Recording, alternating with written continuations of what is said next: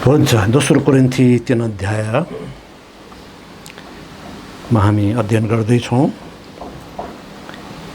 महिमादेखि महिमासम्म, अर्थात् हामी विश्वासी जनहरू महिमित हुँदैछौँ वा ख्रिस्ट जस्तै हामी हुँदैछौँ। र यस अध्यायको शीर्षक हो महिमादेखि महिमासम्म। एक अध्यायको शीर्षक सङ्कटमा आनन्द, है, सङ्कटमा सान्त्वना। 2 अध्यायको शीर्षक जीवनको सुगन्ध वा मिठो बास्ना। 3 अध्यायको शीर्षक छ महिमादेखि महिमासम्म। 18 पद लेखिएको छ, तर नढाकिएको चेहराले प्रभुको महिमा ऐनामा जस्तै हेर्दै हेर्दै हामी सबैजना प्रभुद्वारा जो आत्मा हुनुहुन्छ एक महिमादेखि अर्को महिमामा सर्दै त्यही रूपमा बदलिँदै जान्छौँ। प्रिय हो, हामीहरू ख्रिस्ट जस्तै हुँदैछौँ, हुन आवश्यक छ। ख्रिस्ट जस्तै सबैमा ग्राह्य, मन पर्दा र आशिषका स्रोत, उत्साहका स्रोत, है। त एक पदमा लेखिएको छ कि हामीले फेरि आफ्नै प्रशंसा गर्न थाल्यौँ, अथवा के अरूलाई झैँ हामीलाई पनि तिमीहरू कहाँ सिफारिस पत्र ल्याउने वा तिमीहरूबाट सिफारिस पत्र लैजाने खाँचो छ। सिफारिस पत्र तात्कालीन मण्डलीहरूमा प्रचलन थियो। कुनै भाइ वा बहिनी कुनै नयाँ ठाउँमा गएको खण्डमा त्यहाँको मण्डलीलाई, स्थानीय मण्डलीलाई लेखिन्थ्यो।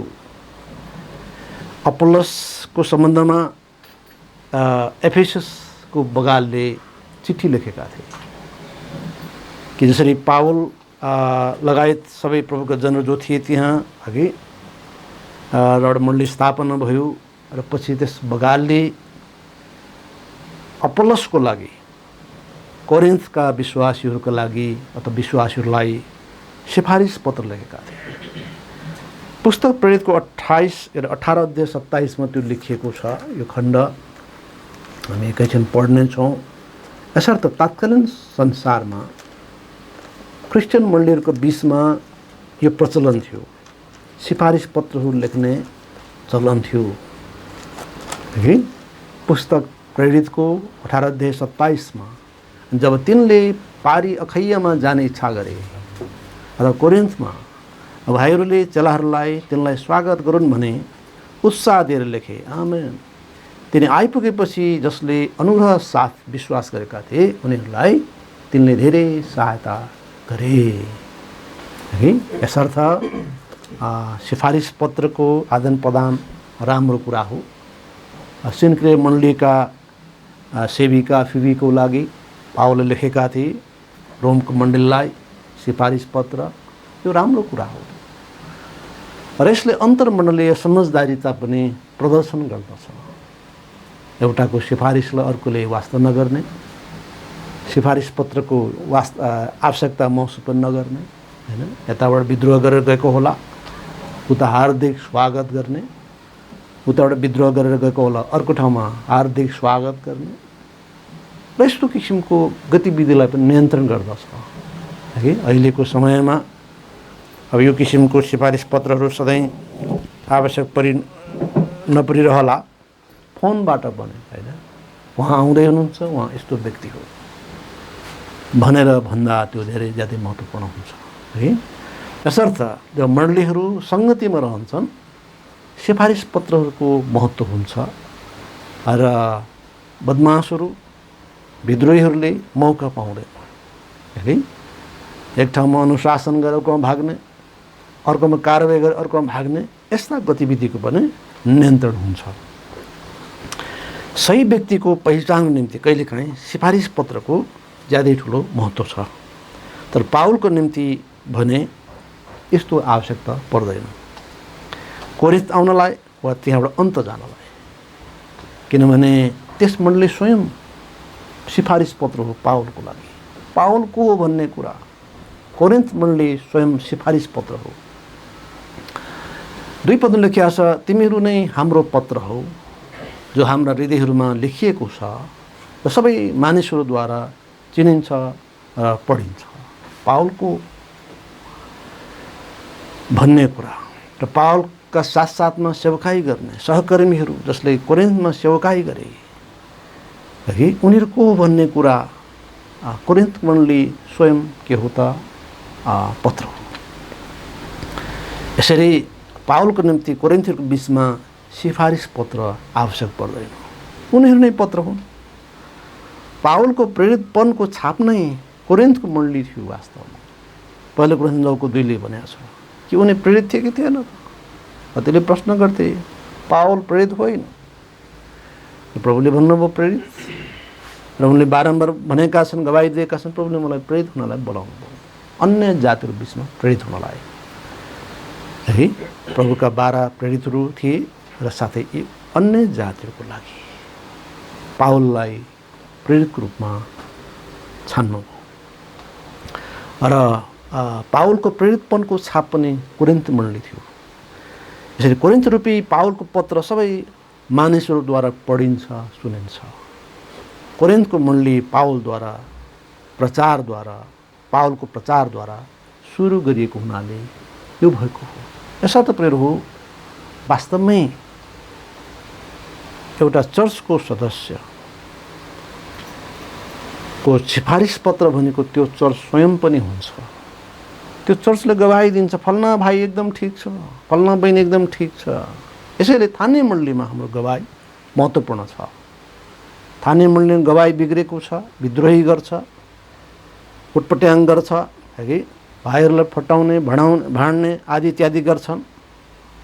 अर्को ठाउँमा जान्नुको औचित्य के? म एकदम चाहिँ नि ठिक छु, तर त्यो चर्च ठिक छैन भनेर जान्नुको मतलब के हो त? कहिलेकाहीँ त्यो पनि हुन्छ। मण्डलीहरू झुटा शिक्षामा लागे, मण्डली चाहिँ नै गलत बाटोमा गए, त प्रभुको जन सबै नै हेर नयाँ संरचनामा पनि जानु पर्ला। तर त्यो नभएको स्थिति होइन। कोही व्यक्तिहरू त्यो किसिमका छन् भने त्यो उसको विद्रोह हो, समस्या हो, उसले प्रस्ताव गर्नु जरुरी छ। अर्को ठाउँको व्यक्तिले हार्दिक स्वागत गर्नु जो उनलाई धोका दिने कार्य हो, उसको मूर्खतालाई आमेन गर्ने, ताली बजाउने कार्य हो। यसर्थ वास्तवमा प्रत्येक ख्रिस्टियनको सिफारिस पत्र उसको आफ्नो मण्डली हो। त्यो मण्डलीले साक्षी दिन्छ कि त्यो भाइ कस्तो हो, के हो, कसो हो। र साथै एउटा प्रचारक हो, एउटा सेवक हो, जसले त्यसमा परिश्रम गरे, त्यो व्यक्ति कस्तो हो भन्नेको त्यो मण्डली स्वयं पनि गवाही हो, सिफारिस पत्र हो।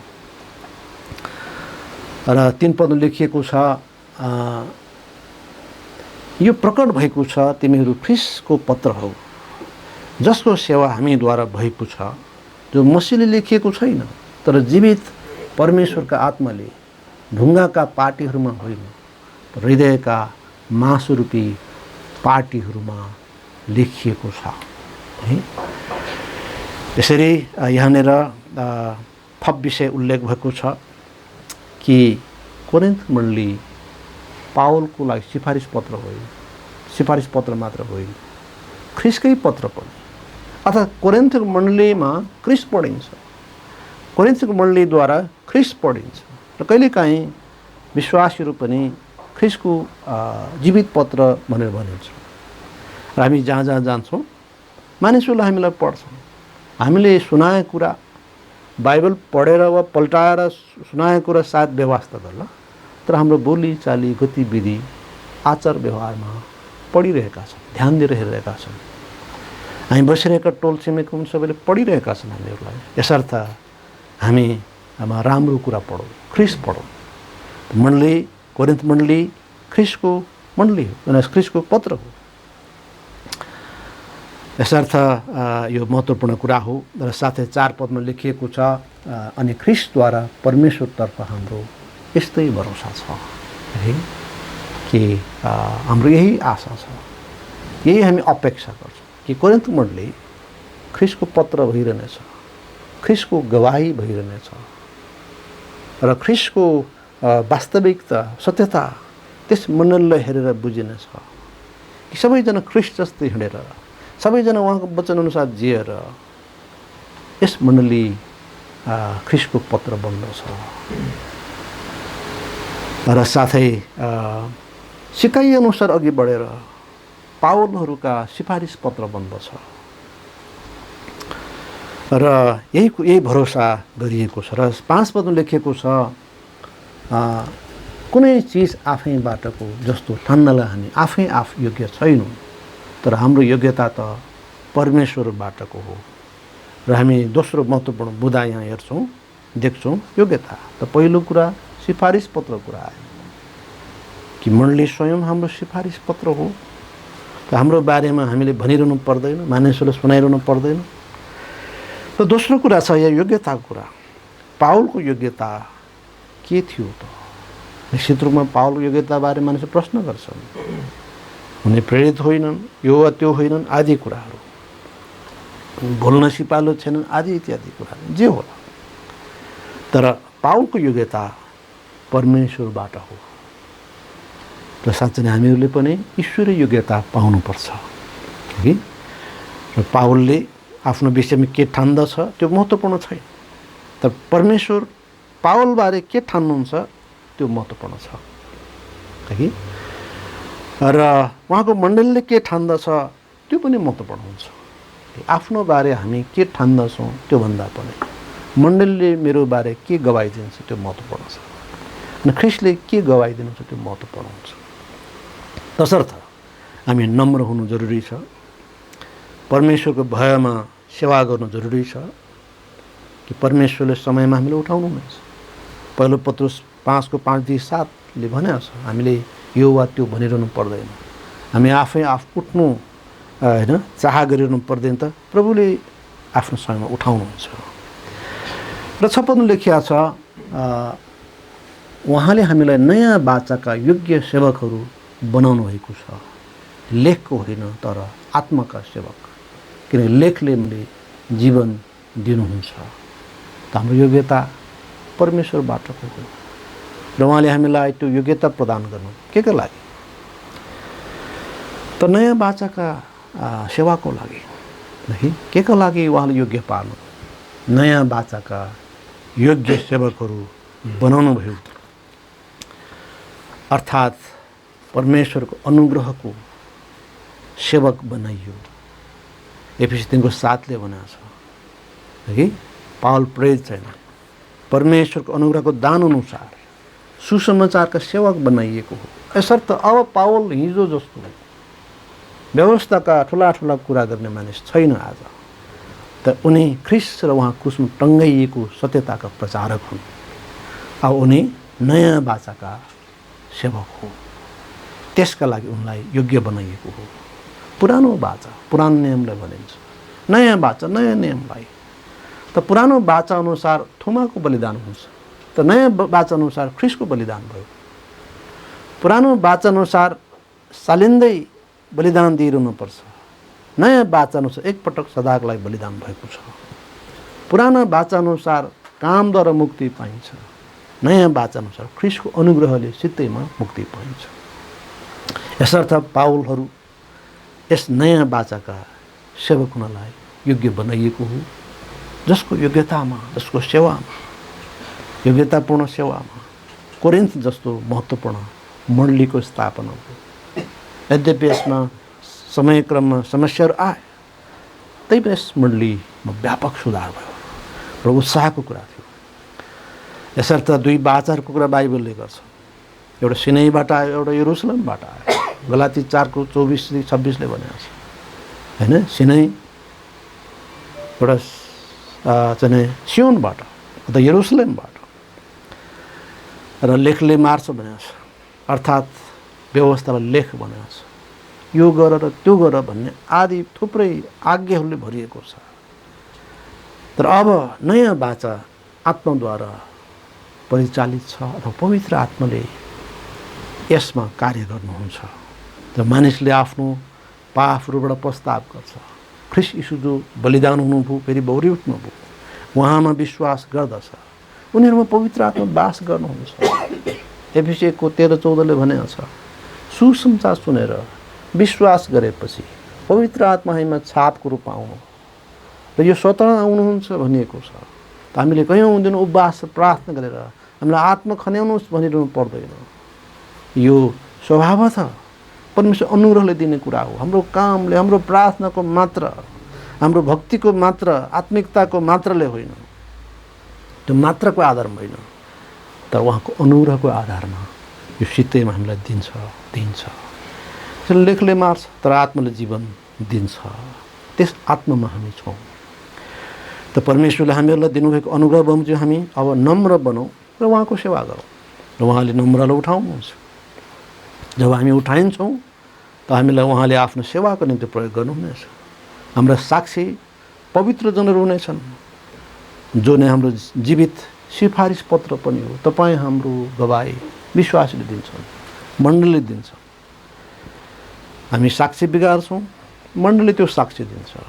साक्षी कायम गर्छौँ, मण्डलीले त्यसको साक्षी दिन्छ। र 7 पदले भनेको छ, तर ढुङ्गाहरूमा लेखिएको र खोपिएको मृत्युको सेवा महिमापूर्ण थियो भने यहाँसम्म कि इस्राएलीहरूले मूसाको चेहरामा उनको चेहराको तेजले गर्दा डेट लाएर हेर्नै सकेनन्।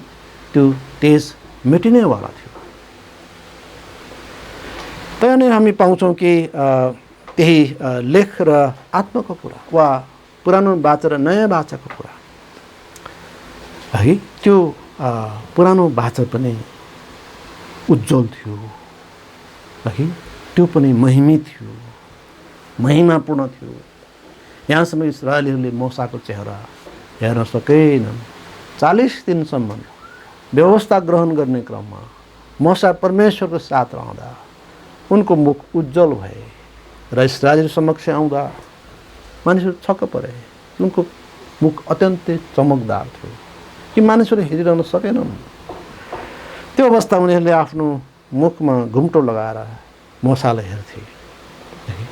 पुरानो व्यवस्थाको वा पुरानो बाचाको त्यो खालको महिमा थियो भने अब नयाँ बाचा कति धेरै महिमा होला है। अझ हामी कति आशित हौँला त। यस प्रकारले प्रभुले हामीलाई यो देखाउनु भएको छ कि यो दुई बाचा बिचमा पनि धेरै ठुलो अन्तर छ है, महिमामा अन्तर छ। यदि पहिलो बाचा पनि ज्यादै चाहिँ महिमापूर्ण थियो है। व्यवस्थाका आज्ञाहरू 10 आज्ञाहरूमा समाहित थिए। 10 आज्ञाहरूले मानिसको पापको कारण मृत्युको घोषणा गर्छ। र परमेश्वरको आज्ञाहरू चाहिँ नै घोषित हुन्छन्, त्यसले त्यो कार्य नगर्ने वा आज्ञा पालन नगर्नेलाई दोषी ठहराउँछ।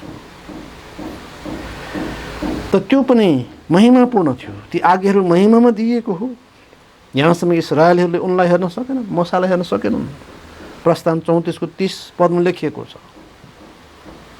त्यो मेटिएर जाने अब अस्थायी रूपमा दिइएको त्यो व्यवस्था महिमापूर्ण थियो भने रहिरहने चाहिँ अझ कति महिमापूर्ण होला। 3:11 पदले भनेको छ है। किनकि यदि मेटिएर जाने पनि महिमापूर्ण छ भने रहिरहने चाहिँ झन् बढ्ता महिमापूर्ण हुन्छ।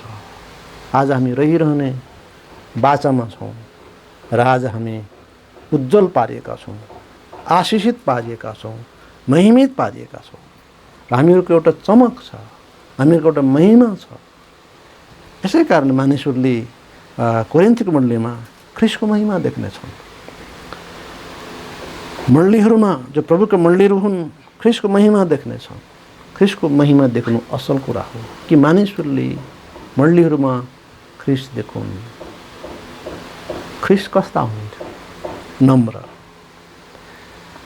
विश्वासयोग्य, प्रेमी, दयालु, क्षमाशील। के आजका मण्डलीहरू त्यस्ता छन् कि हामी उग्र आत्मिकी छौँ? हामी जस्तो कोही छ? यो अत्यन्तै घातक छ। यो विचार अत्यन्तै घातक छ। समयमा त्यस्ता व्यक्तिहरूले बुझ्नेछन् कि यो विचार कति घातक हुन्छ। यो प्रभुले त्यसरी विचार गर्नुभयो। प्रभु विनम्रतामा हुनुहुन्थ्यो, प्रभु सरल हुनुहुन्थ्यो, प्रभु प्रेमी हुनुहुन्थ्यो है। आफूका आउनेहरूलाई स्वागत गर्नुहुन्थ्यो।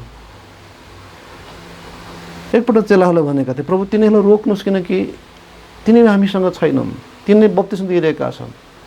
मानिसको विचार अत्यन्तै असन्तुलित हुन्छ, उग्र हुन्छ, या त अत्यन्तै चाहिँ उग्र अग्रपन्थी होला, या त उग्र पश्चगामी होला है।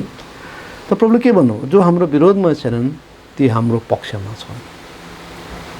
प्रभुले रोक्नु भएन। यसबाट बुझ्छौँ कि मानिस स्वभावतः कति उग्र हुन्छन्। हामी उग्र नबनौँ तर बुद्धिमान बनौँ, ईश्वरीय हौँ, आत्मिक हौँ तर उग्र नहौँ। उग्र आत्मिक, उग्र विश्वासी, उग्र यहाँ र त्यहाँ, त्यस्ता उग्रताको अन्त्य हुन्छ, त्यसको नराम्रो प्रतिफल हुन्छ, त्यो राम्रो होइन। यसर्थ ख्रिस्टका जनहरू जसले यो अनुग्रहको दान पाए र यो अचम्मको रहिरहने सेवा पाए, उनीहरू महिमापूर्ण छन्। उनीहरूमा ख्रिस्टको महिमा छ, ख्रिस्टको चमक छ, ज्योति छ, त्यो प्रकाश छ है। र 8 पद लेखेको छ, आत्माको सेवा झन् महिमापूर्ण हुन्छ। महिमापूर्ण कसरी हुने छैन र? लेखको व्यवस्थाको महिमापूर्ण थियो भने आज हामी नयाँ बाचामा आत्माको सेवा गर्छौँ है। जब ख्रिस्ट अनि उहाँका पवित्र जनहरू प्रकट हुनुहुनेछ होइन, जब ख्रिस्ट अनि उहाँका पवित्र जनहरू माथिबाट दोस्रो आगमनमा प्रकट हुनुहुनेछ है, त्यस दिन हामी महिमापूर्ण हुन्छौँ, यसमा कुनै विवाद छैन। र साथै पार्थिव यात्रामा पनि हामीमा महिमा छ।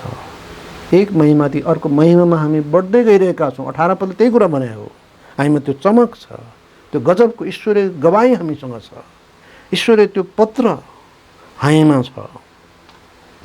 र 9 पदले भनेको छ, किनकि दोषी ठहराउने सेवामा महिमा छ भने धर्मी ठहराउने सेवामा झन् बढी महिमा हुन्छ।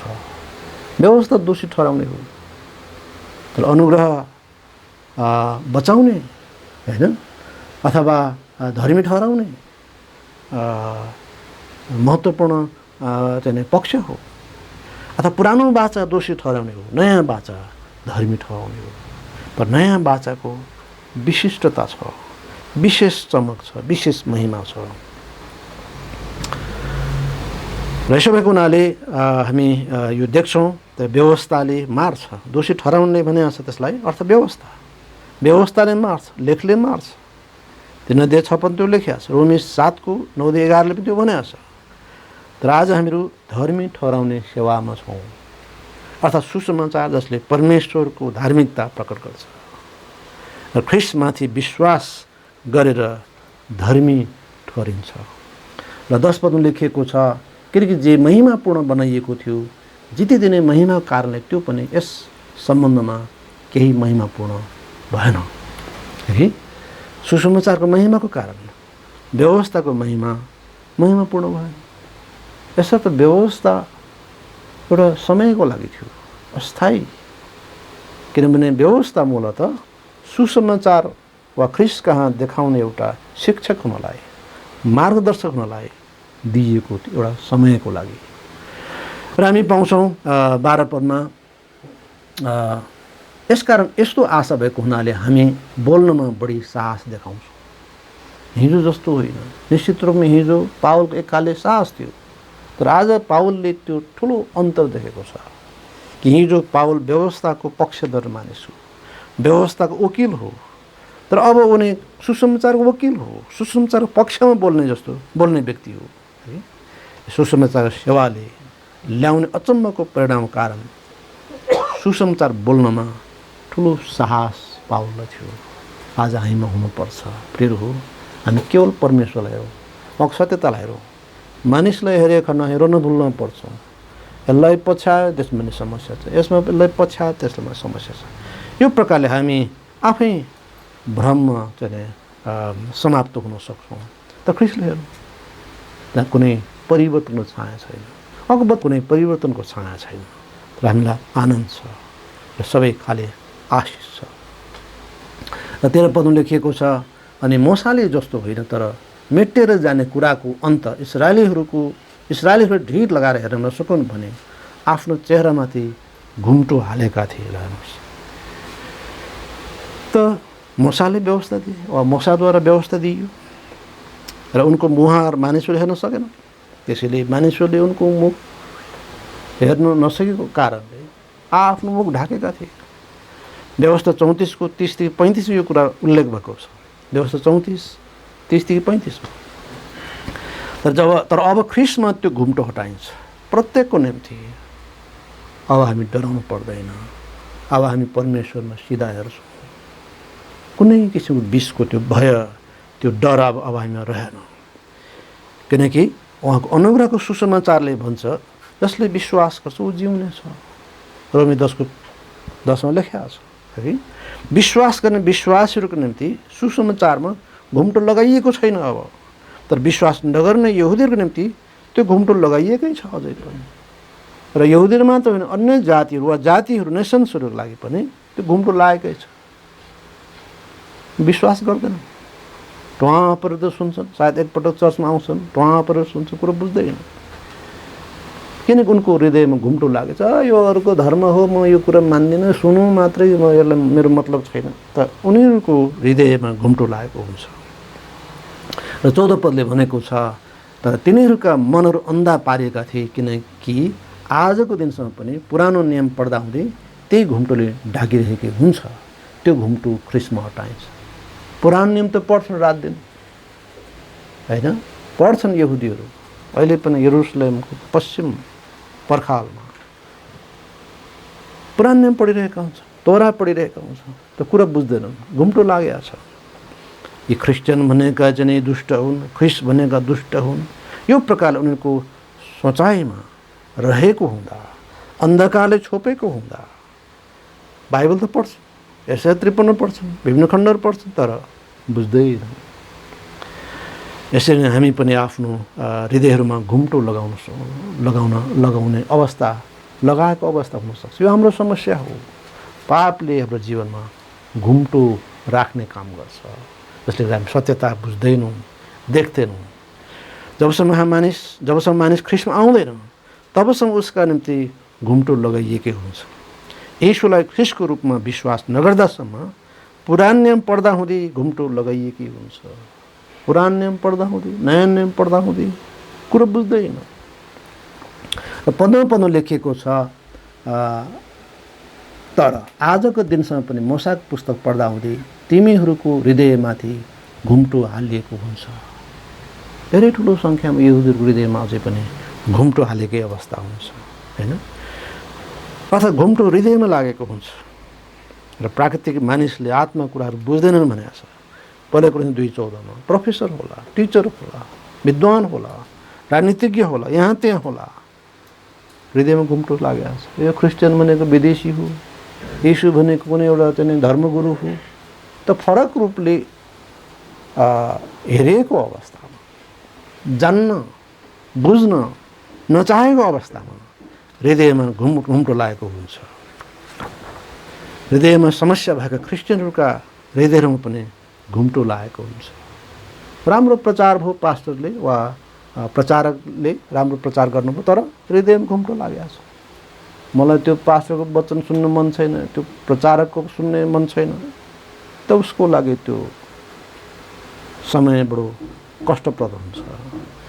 सबैजना प्रभुमा आशिषित भइरहँदा, उत्साहित भइरहँदा उनी कालो भएर बस्छन्, उनी लुर्क फर्केर जान्छ। र उसको लागि चर्च आउनु चाहिँ नै ठुलो भारी बोके जस्तो हुन्छ। हृदयमा घुम्टो लागेको हुन्छ र उसले परमेश्वरको सत्यताहरू बुझ्दैनन्, त उनले परमेश्वर वचनलाई ध्यान दिन सक्दैन। र 16औं पदमा उल्लेख छ, तैपनि जब यो प्रभुतिर फर्किनेछ तब त्यो घुम्टो उठाइनेछ है।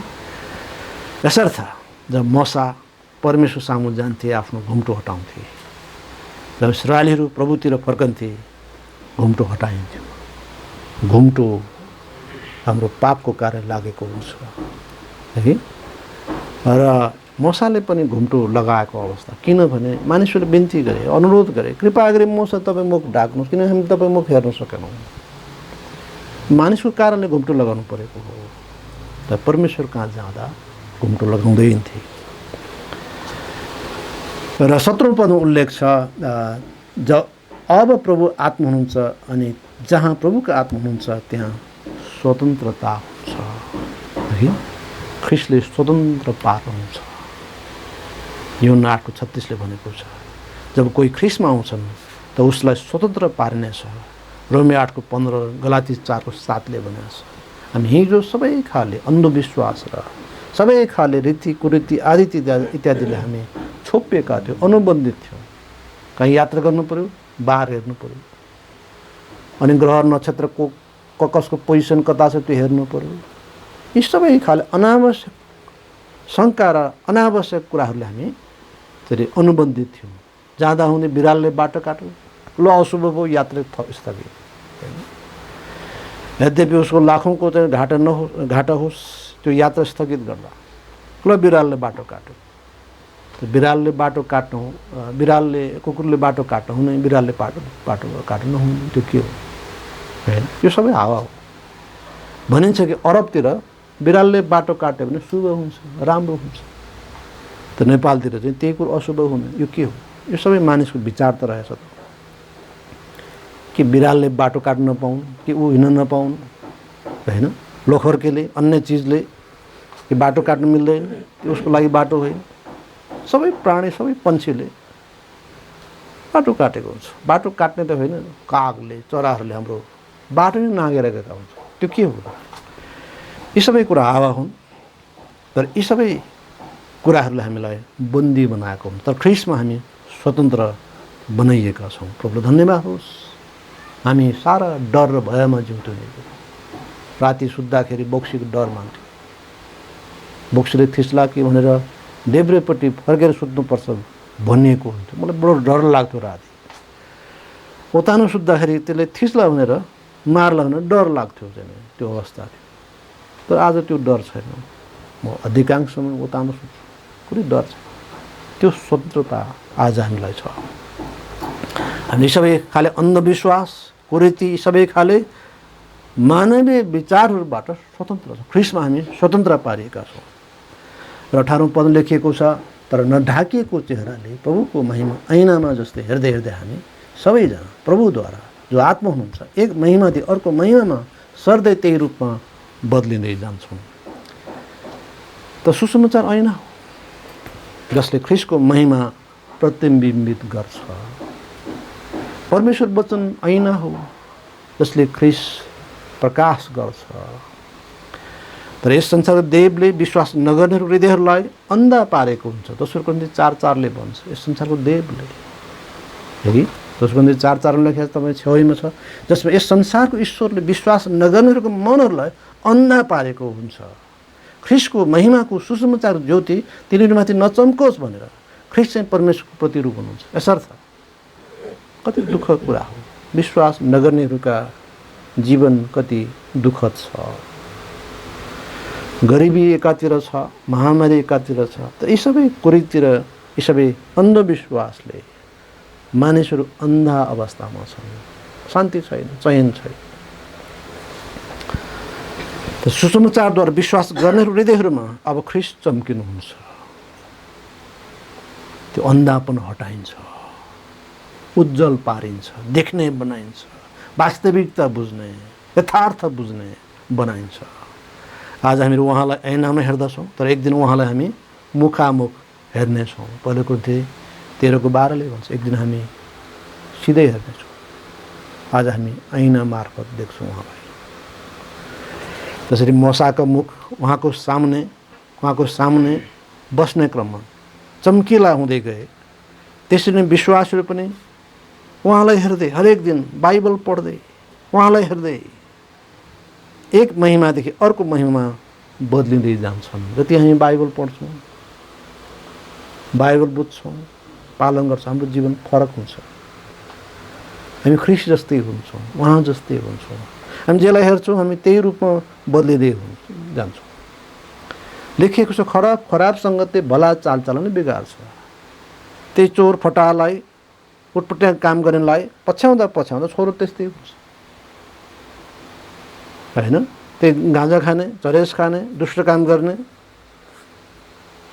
त्यसलाई पछ्याउँदा छोरो त्यस्तै हुनसक्छ। हामी जसलाई हेऱ्यौँ हामी त्यस्तै रूपमा बदलिँदै हामी जान्छौँ। हामी ख्रिस्टलाई हेरौँ ताकि हामी ख्रिस्ट जस्तै हौँ। त पवित्र शास्त्र बाइबलको हरेक पुस्तक हरेक खण्डमा ख्रिस्टको उपस्थिति छ। ख्रिस्ट कुनै न कुनै रूपमा देखिनु भएको छ। यसरी जति एक व्यक्ति आत्मिक जीवन बढ्दै जान्छ उति नै ऊ ख्रिस्ट जस्तै बनिँदै जानेछ। यसर्थ कसैले भनेर होइन, तर ऊ के हो भन्ने कुरा महत्त्वपूर्ण हो। कसैको भनाइ भन्दा पनि ऊ के हो भन्ने कुरा महत्त्वपूर्ण हो। म आत्मिक छु, हाम्रो चर्च नै सर्वश्रेष्ठ हो, आत्मिक हो भन्दैमा त्यो हुन्न। त्यसको चौतर्फी अध्ययन हुन्छ, हेरिन्छ के साँच्चै ख्रिस्ट जस्तै छ त्यो मण्डली, के उसले भने जस्तै सर्वश्रेष्ठ हो, विश्वकै नम्बर 1 हो, सगरमाथा हो। त्यो कुरा सबैतिरबाट जाँचिन्छ र प्रभुले झुट बोल्नेहरूलाई न्याय गर्नुहुन्छ है। त उसको विषयमा, त्यस समूहको विषयमा अरूले बोल्ने हो, तिनले होइन। हाम्रो विषयमा अरूले बोल्ने हो, हामीले होइन। हामी सर्वश्रेष्ठ हौँ, यहाँ त्यहाँ हौँ भन्नु परेको छैन। हामी सिम्पली सामान्य रूपमा उहाँको वचनलाई हेर्ने हो, सत्यता बुझ्ने हो, प्रयास गर्ने हो, त्यसमा जिउने प्रयास गर्ने हो, सिद्धतातर्फ जान प्रयास गर्ने हो। यसर्थ आत्मिक जीवनमा को बढ्यो हुर्क्यो भन्ने आधार कसले कति आफूलाई धर्मी ठान्यो भन्नेमा नभई को ख्रिस्ट जस्तै देखियो त्यसमा मानिसहरूले जान्नेछन्, पुष्टि गर्नेछन्। आमेन। आज मण्डलीहरूमा आत्मिकताको होडबाजी छ। एउटा मण्डलीले आफूलाई सर्वश्रेष्ठ ठान्दछ र अरूहरूको न्याय गर्दछन्, अरूहरूको विरुद्धमा बोल्दछन्। त्यसो होइन प्रिय हो, त्यसो होइन। बरु ख्रिस्टलाई पछ्याउनुहोस्, खुरुखुरु ख्रिस्टलाई हेर्नुहोस्, उहाँलाई पछ्याउनुहोस्, त्यो सुन्दर हुन्छ। अनि सारा संसारै, सारा दुनियाँ नै, सारा विश्वासले नै तपाईँलाई राम्रो भन्नेछ, त्यस समूहलाई राम्रो भन्नेछ, खिचिएर आउनेछन्। न कि त्यो सुन्दर हुन्छ प्रिय हो है। तपाईँ त्यसरी ख्रिस्टको स्वरूपमा ढालिँदै जानुहुन्छ। जब तपाईँमा ख्रिस्ट देखिनुहुन्छ, तपाईँमा मानिसहरूले परमेश्वर बढाइ गर्नेछन्। के तपाईँको आत्मिक जीवनको लागि मानिसहरूले बढाइ गरिरहेका छन्? कि तपाईँको मण्डली वा समूहको लागि मानिसहरूले बढाइ गरिरहेका छन् परमेश्वरको?